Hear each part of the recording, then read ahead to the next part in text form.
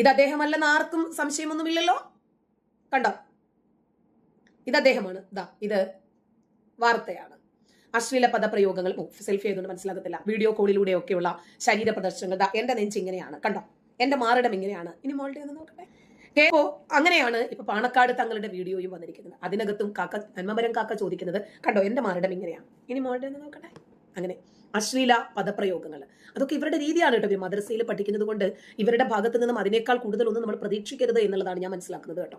2-3 ദിവസങ്ങൾക്ക് മുമ്പ് മുസ്ലിം ലീഗിന്റെ സംസ്ഥാന അധ്യക്ഷനും സമുദായ നേതാവും ആത്മീയ നേതൃത്വവുമൊക്കെയായ സയ്യിദ് സ്വാദിഖ് അലി ശിഹാബ് തങ്ങൾക്കെതിരെ ലൈംഗിക ആരോപണമെന്ന നിലയിൽ ചില ചിത്രങ്ങളും വാർത്തകളും ചില കോണുകളിൽ നിന്നും പ്രചരിച്ചു. തെരഞ്ഞെടുപ്പൊക്കെ അടുത്ത സാഹചര്യത്തിൽ മുസ്ലിം ലീഗിനെ തകർക്കുക, അതുവഴി പാണക്കാടിനെയും ആ കുടുംബത്തിൻ്റെ പാരമ്പര്യത്തെയും സ്വാദിഖ് അലി ശിഹാബ് തങ്ങളെയും ഒക്കെ ജനങ്ങൾക്കിടയിൽ മോശക്കാരാക്കുക, അവരെക്കുറിച്ച് അവമതിപ്പുണ്ടാക്കുക, നിലവിൽ അവരെക്കുറിച്ച് ജനങ്ങൾക്കിടയിലുള്ള മതിപ്പും സ്നേഹവും ബഹുമാനവും അവരുടെ സ്നേഹസമ്പന്നമായ സമീപനവും കാഴ്ചപ്പാടുമൊക്കെ ജനങ്ങൾക്കിടയിൽ തെറ്റിദ്ധരിപ്പിക്കുക എന്ന ലക്ഷ്യത്തിലാണ് ഇത്തരത്തിലുള്ള ചില കുൽസിത പ്രവർത്തനങ്ങൾ നടന്നത് എന്ന് സാമാന്യ ബോധമുള്ള ഏതൊരു മലയാളിക്കും മനസ്സിലാവുന്ന ഒന്നാണ്. എന്നാൽ കഴിഞ്ഞ ദിവസം പുറത്തു വന്ന റിപ്പോർട്ടുകൾ പ്രകാരം പോലീസ് പറയുന്നത് ഇതിന് പിന്നിൽ പ്രവർത്തിച്ചത് കാപ്പ കേസിലെ പ്രതിയായ മുഹമ്മദ് റോഷൻ എന്ന പെരിന്തൽമണ്ണക്കാരനാണ്. ഇനി ഈ വിഷയത്തിൽ, ഈ കേസിൽ സ്വാദിഖ് അലി ശിഹാബ് തങ്ങൾക്കെതിരെ നടന്ന ഈ വ്യാജ പ്രചരണത്തിൽ, ലൈംഗിക ആരോപണത്തിൽ ജാമിദയുടെ പങ്ക് എന്താണ് എന്നാണ് നമ്മൾ അന്വേഷിക്കുന്നത്. കാപ്പ കേസിലെ പ്രതിയായ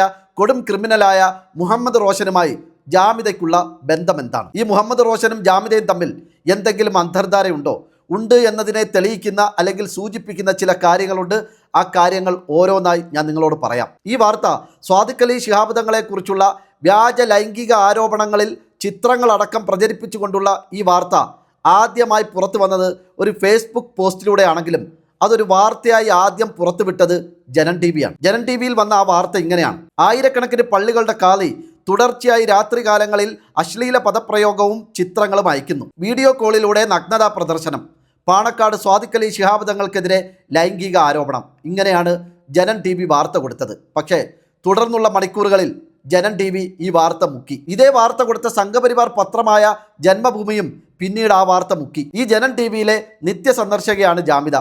കടുത്ത ഇസ്ലാമോഫോബിയ പടർത്താൻ, മുസ്ലിം വിരുദ്ധതയും വെറുപ്പും പ്രചരിപ്പിക്കാൻ ജനൻ ടി വിയിൽ ഒരു കസേര എപ്പോഴും ജാമിദയ്ക്ക് വേണ്ടി റെഡിയാണ്. തങ്ങളെക്കുറിച്ച് പുറത്തു വന്ന വാർത്തകളെല്ലാം വ്യാജമാണെന്ന് തെളിഞ്ഞതോടെ, ബോധ്യപ്പെട്ടതോടെ അത്തരം വാർത്തകൾ കൊടുത്തവരെല്ലാം ആ വാർത്തകൾ ഒഴിവാക്കുകയോ മുക്കുകയോ ചെയ്തിട്ടുണ്ട്. പക്ഷേ ജാമിദ മാത്രം ഇതുവരെയും ആ വീഡിയോ ഒഴിവാക്കിയിട്ടില്ല. ഇപ്പോഴും അവരുടെ യൂട്യൂബ് ചാനലിൽ കയറിയാൽ നിങ്ങൾക്ക് തങ്ങളെക്കുറിച്ച് പറയുന്ന അസംബന്ധങ്ങളും തെമ്മാടിത്തരങ്ങളും നിറഞ്ഞ അവരുടെ ആ വീഡിയോ അവിടെ കാണാൻ സാധിക്കും. തങ്ങളുടെ മാറു തുറക്കൽ ലീലാവിലാസങ്ങൾ, തങ്ങളെക്കുറിച്ച് അവമതിപ്പുണ്ടാക്കാൻ അവർ ചെയ്ത വീഡിയോയ്ക്ക് അവർ കൊടുത്ത തലക്കെട്ട് ഇങ്ങനെയാണ്. ശേഷം എഴുതിയിരിക്കുന്നതൊന്നും ഞാൻ വായിക്കുന്നില്ല, അത് നമ്മളുടെ സംസ്കാരത്തിന് നിരക്കുന്നതല്ല. ഞാൻ മനസ്സിലാക്കുന്നത് ജാമിദയ്ക്ക് ഇതിനകത്ത് സാമ്പത്തിക താല്പര്യമാണ്. അതിൻ്റെ കാരണം, അന്ന് പാണക്കാട്ട് കുടുംബത്തിലെ ചില ആളുകളെ ഈ മുഹമ്മദ് റോഷൻ എന്ന് പറയുന്ന കാപ്പ കേസിലെ പ്രതി ഒരു സ്ഥലത്തേക്ക് വിളിച്ചു വരുത്തുകയും എന്നിട്ട് അവരെ ചില ചിത്രങ്ങൾ കാണിച്ചു. സ്വാദിഖ് അലി ശിഹാബ് തങ്ങളുടേതാണ് ഈ ചിത്രങ്ങളെന്ന് പറഞ്ഞുകൊണ്ടാണ് ചില അവ്യക്തമായ ചിത്രങ്ങൾ അദ്ദേഹം അവരെ കാണിച്ചത്. ശേഷം നടന്ന സംസാരത്തിനും തർക്കത്തിനും ഒടുവിൽ 15 കോടി രൂപ തന്നാൽ ഈ വക കാര്യങ്ങളൊന്നും പുറത്തു വരാതെ സൂക്ഷിക്കാം എന്ന് ഈ പറയപ്പെട്ട കാപ്പ കേസിലെ പ്രതിയായ മുഹമ്മദ് റോഷൻ ഈ പാണക്കാട്ട് കുടുംബത്തിലെ ആളുകളെ അറിയിച്ചു. കൊടിയ ക്രിമിനൽ പ്രവർത്തനങ്ങളുടെ പേരിൽ നാട്ടുകാർക്ക് സ്ഥിരം ശല്യമായ, സ്വന്തം നാട്ടിൽ നിന്ന് പോലും നാട് കടത്തപ്പെട്ട ഒരു ക്രിമിനലിൻ്റെ വാക്കുകൾക്ക് വില കൊടുക്കേണ്ടതില്ല, വഴങ്ങി കൊടുക്കേണ്ടതില്ല എന്ന് പാണക്കാട് കുടുംബം തീരുമാനിച്ചതിൻ്റെ അടിസ്ഥാനത്തിലാണ് ഈ രീതിയിൽ തങ്ങൾക്കെതിരെ ഒരു വ്യാജ പ്രചരണം ഈ പറയപ്പെട്ട കോണുകളിൽ നിന്നും ഇവൻ്റെ നേതൃത്വത്തിൽ പുറത്തു വന്നത്. അതോടൊപ്പം തന്നെ കടുത്ത സാമ്പത്തിക ബുദ്ധിമുട്ടുകൾ നേരിടുന്ന ഒരാളാണ് ജാമിദ. തൻ്റെ മകളെ MBBS പഠിപ്പിക്കാൻ ഞങ്ങളുടെ കയ്യിൽ പണമില്ല, ഞങ്ങൾക്ക് പണം ആവശ്യമുണ്ട്, ഞങ്ങളെ സഹായിക്കണം എന്ന് അഭ്യർത്ഥിച്ചുകൊണ്ട് സോഷ്യൽ മീഡിയയിലൂടെ ജാമിദ കൈനീട്ടി നിന്ന ചിത്രം, ആളുകളോട് ഭിക്ഷ ചോദിച്ച ചിത്രം, യാചിച്ച ചിത്രം നിങ്ങൾക്ക് ഓർമ്മയുണ്ടാവും. എനിക്കിനി ഇസ്ലാമിലേക്ക് ഒരു തിരിച്ചുപോക്ക് സാധ്യമല്ല. അതുകൊണ്ട് തന്നെ മുസ്ലിം സമുദായത്തിൽ നിന്നും എനിക്കൊരു സഹായവും കിട്ടാൻ പോകുന്നില്ല. അതുകൊണ്ട് നിങ്ങളെല്ലാവരും എന്നെ കാര്യമായി സഹായിക്കണം. നിങ്ങളെന്ന് പറഞ്ഞാൽ നിങ്ങൾ സംഘികളും ക്രിസംഘികളും മുസ്ലിം വിരുദ്ധരുമായിട്ടുള്ള ആളുകൾ എന്നെ കാര്യമായി സഹായിക്കണം. നിങ്ങൾക്ക് വേണ്ടിയാണ് ഞാനിവിടെ സംസാരിക്കുന്നത്. നിങ്ങളുടെ ആശയങ്ങൾ പ്രചരിപ്പിക്കാൻ വേണ്ടിയാണ് ഞാനിവിടെ കടയും തുറന്നിരിക്കുന്നത്. അതുകൊണ്ട് എന്നെ സഹായിക്കേണ്ടത് നിങ്ങളുടെ ഉത്തരവാദിത്തമാണ്. അതുകൊണ്ട് ദയവ് ചെയ്ത് എൻ്റെ മകളെ പഠിപ്പിക്കാൻ ആവശ്യമുള്ള പണം നിങ്ങൾ എനിക്ക് തരണം, എന്നെ സഹായിക്കണം എന്ന് പറഞ്ഞുകൊണ്ട് ഓൺലൈനിലൂടെ ഭിക്ഷ ചോദിച്ചയാളാണ് ജാമിദ. ആളുകളോട് കൈനീട്ടി എരന്നയാളാണ് ജാമിദ. ഞാൻ മനസ്സിലാക്കിയെടുത്തോളം പലചരക്ക് കടയിലെ പറ്റി തീർക്കാൻ പോലും കഴിയാത്തത്ര കടുത്ത സാമ്പത്തിക ബുദ്ധിമുട്ടുകൾ നേരിടുന്നയാളാണ് നിലവിൽ ജാമിദ. അവർ യൂട്യൂബ് തുറന്നിരുന്ന് മുസ്ലിങ്ങൾക്കെതിരെ നടത്തുന്ന വിദ്വേഷ പ്രചരണങ്ങളൊന്നും പഴയതുപോലെ ഫലിക്കുന്നില്ല എന്ന് മാത്രമല്ല, കാര്യമായ സംഭാവനകളൊന്നും, കാര്യമായ സാമ്പത്തിക ലാഭമൊന്നും അതുകൊണ്ട് അവർക്ക് കിട്ടുന്നില്ല. പഴയതുപോലെ ആദ്യകാലത്ത് അവരുടെ വീഡിയോയ്ക്ക് കിട്ടിയിരുന്ന വ്യൂസ് ഒന്നും ഇപ്പോൾ അവരുടെ വീഡിയോയ്ക്കില്ല. പഴയതുപോലെ സംഘികളും ക്രിസംഘികളും മുസ്ലിം വിരുദ്ധരുമൊന്നും അവരുടെ വീഡിയോസ് ഒന്നും കാണാറില്ല. അതുകൊണ്ട് തന്നെ അവർക്ക് വലിയ സാമ്പത്തിക സഹായം കിട്ടാറുമില്ല.